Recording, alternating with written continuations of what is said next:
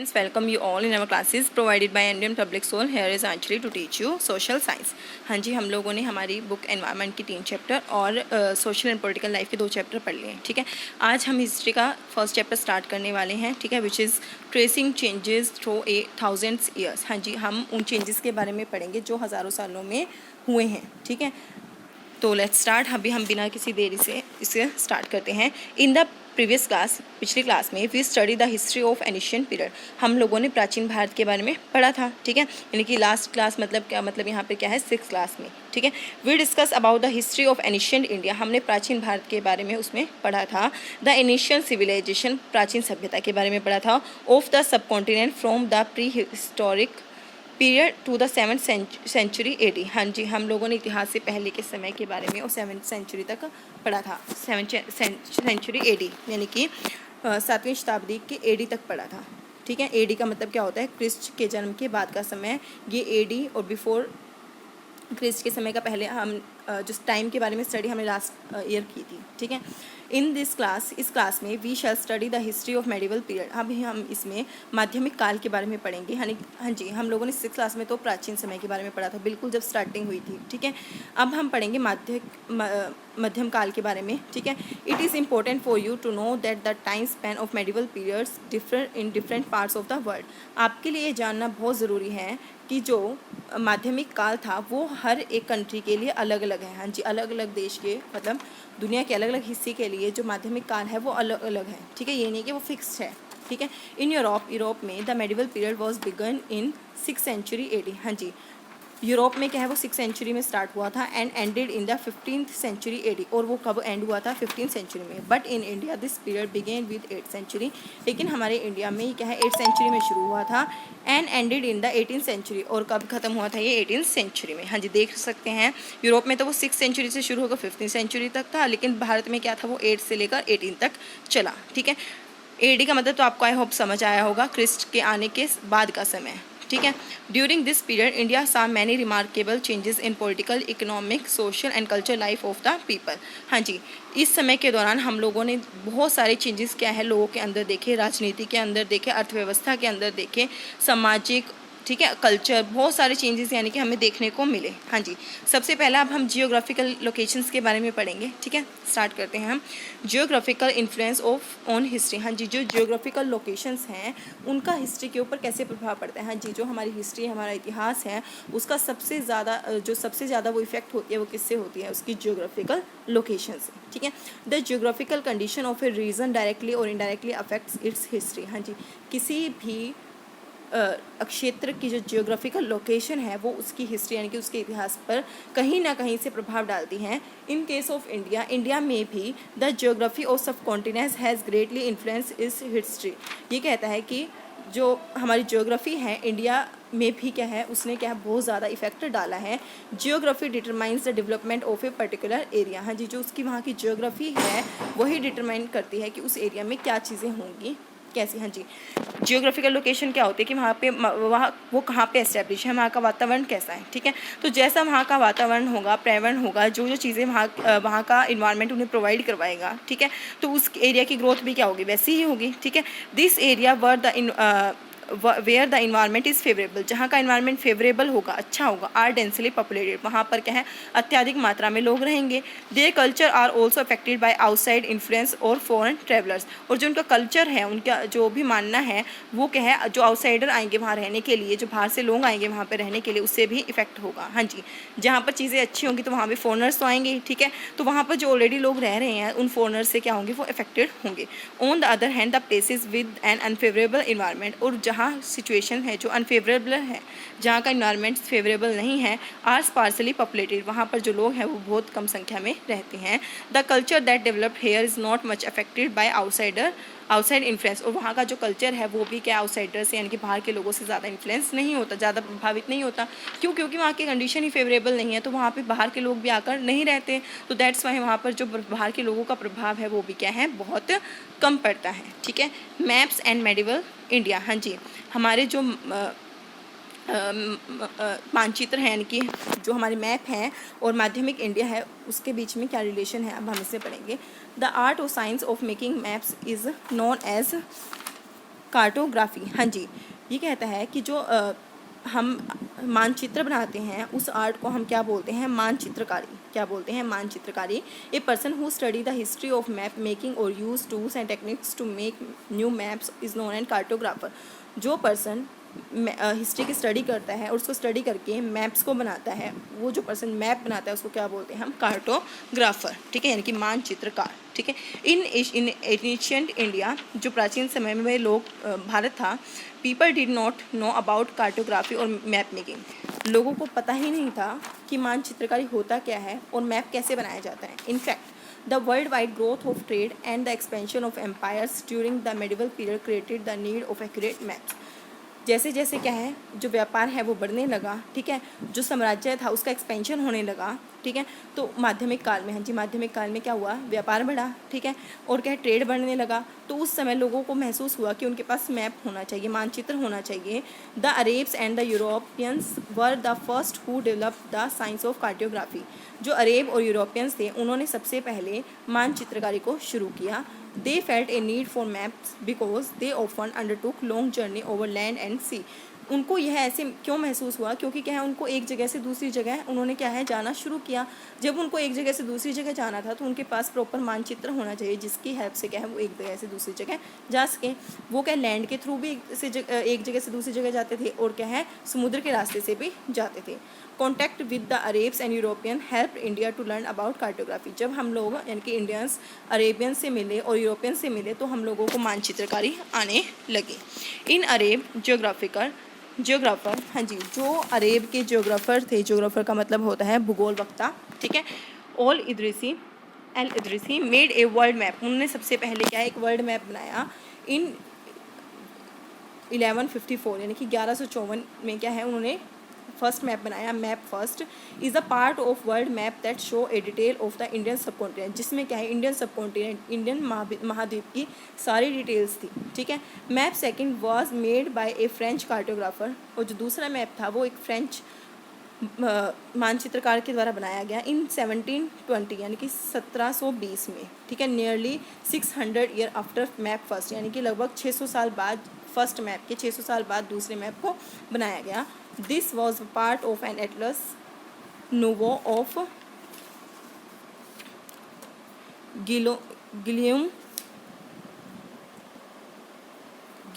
हाँ जी, क्या है ये ग्यूम, ठीक है, nuovo of Guillaume de Lisle all though both the maps show the same area. हाँ जी, ये कहता है कि इन दोनों ने क्या है मैप बनाए और दोनों ने ही क्या सेम एरिया दिखाए द इंडियन सबकॉन्टिनेंट्स के, ठीक है। They are quite different from each other, लेकिन फिर भी क्या है कुछ डिफरेंस था। हाँ जी, ये कहता है कि जो अरेब का पर्सन है एल इदरीसी और क्या है ये नोवियो है, ठीक है, इन दोनों ने क्या है मिलकर मैप बनाए, मतलब अलग अलग मैप बनाए। हालांकि इन्होंने चीज़ें सेम बताई लेकिन फिर भी कुछ डिफरेंस थे। वो डिफरेंस क्या थे, map first show the southern India and Sri Lanka on the top. जो मैप फर्स्ट था उसमें क्या था, हमारा जो साउथ इंडिया है और जो हमारा श्रीलंका है उसको ऊपर की तरफ दिखाया था, ठीक है। That is it refer north India as south India, ठीक है। और उन्होंने क्या किया, नॉर्थ इंडिया को साउथ इंडिया की तरह दिखा दिया और साउथ इंडिया को ऊपर रख दिया, ठीक है। While this is not in the case of map 2, लेकिन ऐसा मैप 2 के केस में नहीं था। Here south India and Sri Lanka are given at the bottom of the map. वहाँ यहाँ पर क्या था, जो साउथ इंडिया है और हमारा जो श्रीलंका है वो क्या है नीचे की तरफ ही था। हाँ जी, आज भी हम मैप देखते हैं, आप लोगों को पता ही है।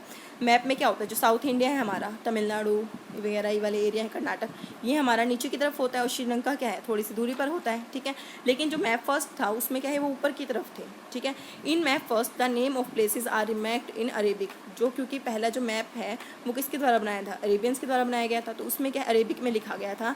And some well known names are spelled differently, और कुछ ऐसी जगह थी जहाँ पर जिनको हम आज भी जानते हैं उनको क्या है बहुत अलग तरीके से स्पेल्ड किया था, उनकी स्पेलिंग बहुत अलग थी। While at the time of formation of map 2, लेकिन जब दूसरा मैप बनाया गया, information about the sub continent and changes considerably, यानी कि उसमें बहुत सारे चेंजेस हम लोगों को देखने को मिले। Map 2 is more familiar to us, और मैप 2 ही आजकल से ही हम उससे परिचित हैं। हाँ जी, हम ज़्यादातर लोग जो हैं अभी थोड़ा बहुत जो मैप के बारे में जानते हैं वो मैप 2 है, ठीक है। मैप 2 से हम ज़्यादा परिचित हैं। Thus we find that cartography in these two periods different from each other. इसका मतलब जो मानचित्रकारी थी दो समय की वो बहुत अलग अलग थी। That is why while studying documents, जब हम डॉक्यूमेंट्स पढ़ते हैं, मैप्स पढ़ते हैं और पास्ट को पढ़ते हैं, historians take into account the context in which a particular information was produced, ठीक है। तो हिस्टोरियंस क्या है, हमारे इतिहासकार अलग अलग चीज़ों को लेते हैं, मतलब in which particular information was produce, जिससे क्या है उनको इन्फॉर्मेशन मिल सके। हाँ जी, जब हम जो इतिहासकार हैं हिस्ट्री के बारे में पढ़ते हैं तो इन सभी चीज़ों को अपने माइंड में लेते हैं, ठीक है, जब भी वो क्या हिस्ट्री को पढ़ते हैं। हाँ जी, अब हम पढ़ेंगे न्यू एंड ओल्ड टर्मिनोलॉजीज़ का मतलब क्या है, कुछ ऐसी टर्म्स जो पहले कैसे बोली जाती थी और आज हम उनको कैसे जानते हैं, ठीक है, जैसे किसी चीज़ की डेफिनेशन, ठीक है। Historical records exist in many languages, जो इतिहास का रिकॉर्ड है वो बहुत सारी भाषाओं में उपलब्ध है। But we observe that these language have changes over the years, लेकिन जो ये लैंग्वेज हैं वो क्या है, चेंजेस होते रहते हैं, मतलब इनमें जो चेंज है वो होते रहते हैं। फॉर एग्जाम्पल मेडिवल पेरिशियन होता है फ़ारसी, जो माध्यमिक समय में फ़ारसी थे, is very different from modern Persian, जो आज आधुनिक काल के जो फ़ारसी हैं उनसे बहुत अलग है। These changes have occurred not only in respect of grammar and vocabulary but in the meaning of word also. ये कहता है कि जो चेंजेस हैं वो सिर्फ ग्रामर और वोकेबलरी में नहीं आए बल्कि उनके मीनिंग में भी चेंज आ गए, ठीक है। For example the meaning of term Hindustan, जो पहले हिंदुस्तान था, has change over the century in many ways, ये क्या है बहुत ज़्यादा चेंज हुआ जैसे जैसे टाइम बीतता गया। In the 13th century AD क्या है, प्रिस्ट के मतलब 13th सेंचुरी में मिनहाज आई सिराज ए पेरिशियन, मिनहाज आई सीरीज एक पेरिशियन थे, फारसी थे, जो एक राइटर थे, and historians meant by Hindustan, उन्होंने हिंदुस्तान को लिखा था, the area of Punjab Haryana and the lands between the Ganga and Yamuna. उन्होंने कहा कि जो पंजाब और हरियाणा का एरिया है और जो गंगा और यमुना के बीच का एरिया सिर्फ वही हिंदुस्तान है। He use the term in the political sense for land that comes under the Delhi sultanate. उन्होंने क्या किया, जो राजनीति थी जो दिल्ली सल्तनत के अंडर आती थी उसी को सिर्फ क्या बताया कि यही हिंदुस्तान है जो दिल्ली सल्तनत के अंदर आता है, उसके अलावा कोई भी हिंदुस्तान नहीं है, ठीक है। उसमें क्या क्या आता था, पंजाब हरियाणा और गंगा और यमुना के कुछ एरिया आते थे, ठीक है, तो उन्होंने कहा कि यही पंजाब है, ठीक है। In the early 16th century, लेकिन फिर 16वीं शताब्दी में क्या हुआ, Babur use Hindustan to describe the geography, फिर उसने क्या किया, भूगोलिक तौर पर क्या है हमारे हिंदुस्तान को बताया। द फ्यूना, जो जीव हैं, एंड द कल्चर है, जो हमारा यहाँ का कल्चर है, of the inhabitant of the सब कॉन्टिनेंट, जो इस सब कॉन्टिनेंट यानी कि इस उपमहाद्वीप का जो सेम कल्चर है, मतलब जहाँ के लोग सेम कल्चर को अपनाते हैं, ठीक है, वो क्या है, वही हिंदुस्तान है। उसने कहा कि जो ये एरिया है ना, इस एरिया में सब लोग एक जैसा कल्चर अपनाते हैं, तो यही हिंदुस्तान है। अमीर खुसरो, एक 14th century poet, use the term Hind in a similar way. इसी तरीके से अमीर खुसरो थे एक 14th सेंचुरी में, उन्होंने भी कहा कि यही क्या है, हिंदुस्तान है। He did not have any political meaning, लेकिन उनका कोई भी राजनीतिक मीनिंग नहीं था। इन्होंने तो राजनीति के बेस पर कहा था, मतलब किन्होंने जो ये पेरिशियन थे, ठीक है, लेकिन इनका कोई राजनीतिक मीनिंग नहीं था।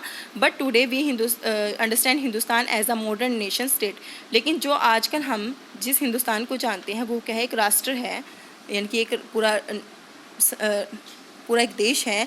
The term does not carry political and national meaning, मतलब इसका एक राजनीतिक और एक अपना राष्ट्रीय मीनिंग है। Similarly the term foreigner had a different meaning from what it has today, और इसी तरीके से जो फॉरनर हैं वो पुराने समय में उसकी डेफिनेशन कुछ अलग होती थी और आज की डेफिनेशन कुछ है। हाँ जी, हम लोग किसको फॉरनर कहते हैं, जो दूसरे देश में रहते हैं, ठीक है, हम लोग बोलते हैं ना फॉरनर्स आए हैं। तो पुराने समय में फॉरनर्स कौन होते थे और आज के समय में फॉरनर कौन होते हैं, let's see. It is use today for someone who is not an Indian. आजकल हम फॉरनर किसे कहते हैं, जो भारत का नहीं है, फॉरेन से आया, तो वो क्या होता है, फॉरनर होता है।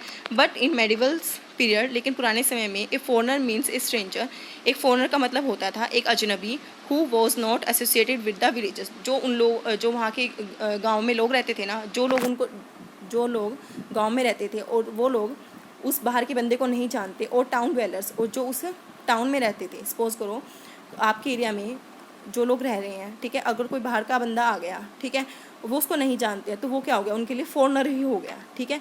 He was not a part of village, क्योंकि वो आपके गाँव का हिस्सा नहीं है, आपकी सोसाइटी का हिस्सा नहीं है, आपकी संस्कृति का हिस्सा नहीं है, तो इसका मतलब क्या हो जाता था कि वो फॉरनर है, ठीक। आजकल तो हम क्या कहते हैं, जो इंडिया से बाहर का व्यक्ति है वो क्या है, फॉरनर है। लेकिन अगर पुराने समय में जाएं तो पुराने समय में क्या कहते थे कि अगर इसको आपकी संस्कृति नहीं आती, आपकी भाषा नहीं आती और इसको आप नहीं जानते, तो वो क्या हो गया, फॉरनर हो गया। In Hindi the term pardesi might be use to describe such person, और हिंदी में इसको परदेसी बोला जाता था, परदेसी आए हैं, ठीक है। इन पेरिशियन फारसी में बोला जाता था उनको अजनबी। Notably 2 person living in the same village और town were not foreigner to each other even though they had different caste और रिलीजन। लेकिन ये कहता है कि अगर दो पर्सन काफ़ी समय से एक विलेज में रह रहे हैं, ठीक है, वो एक दूसरे के लिए फॉरेनर नहीं होंगे, चाहे फिर उनकी भाषा और उनकी संस्कृति क्या है एक दूसरे से अलग हो, हाँ जी, उनकी कास्ट या उनका धर्म चाहे अलग हो, लेकिन वो एक दूसरे को जानते हैं और काफ़ी समय से एक ही विलेज में रह रहे हैं, तो वो क्या है एक दूसरे के लिए फॉरेनर नहीं होंगे। हाँ जी, फॉरेनर आज के समय में तो कौन है, जो इंडिया का व्यक्ति नहीं है और इंडिया से बाहर से यहाँ पर आया है, ठीक है। लेकिन पुराने समय में क्या होता था, अगर हम उसको नहीं जानते, वो संस्कृति, वो हमारी संस्कृति से नहीं है, ठीक है, उसको हमारी भाषा नहीं आ रही है बोलनी, तो वो क्या होगा, हमारे लिए फॉरेनर हो जाता था। आई जस्ट होप आपको समझ आया होगा। मिलते हैं हमारी नेक्स्ट क्लास में, तब तक के लिए स्टे सेफ, स्टे हेल्दी।